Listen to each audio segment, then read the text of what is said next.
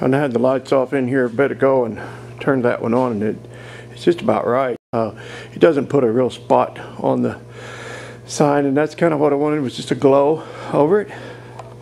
Taking a cue from the images that I found on YouTube, or excuse me, on the old interwebs, I wanted this kind of look like something out of the 50s, and I think that light fits the bill. And then also the original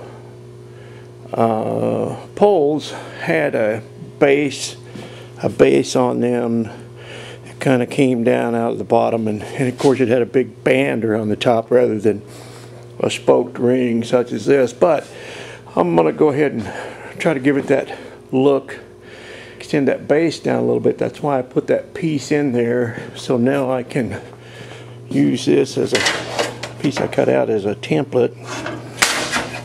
And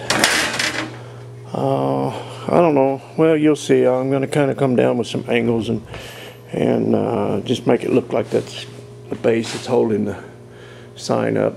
So it's all just cosmetic, but that's what I'm doing.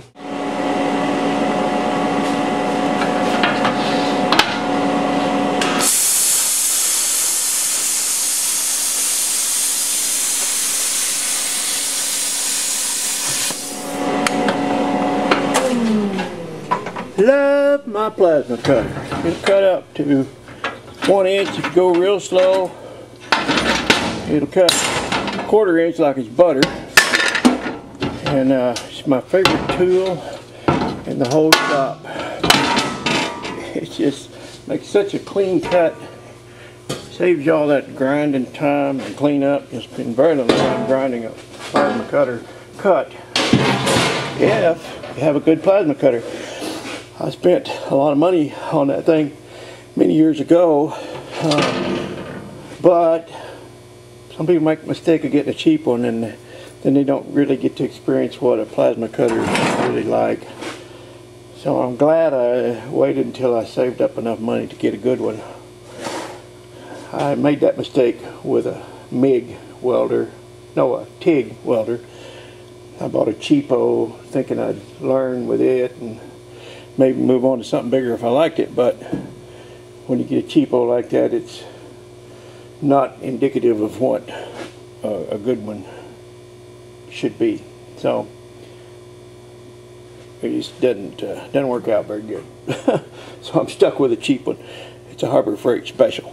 Okay, that's cut at 12 inches, and then I'm going to come down 8 inches here and on the other side, and that'll give it kind of the look. I looked up some photos on the internet of some old gas stations in the 50s, and so I'm kind of just going off of that. It won't look exactly like that, but that's kind of the idea I'm going for anyway, just to give that base a little bit more authentic look. Okay, the time has come to put up the sign. Yep. And with a couple guys like us, what could possibly go wrong?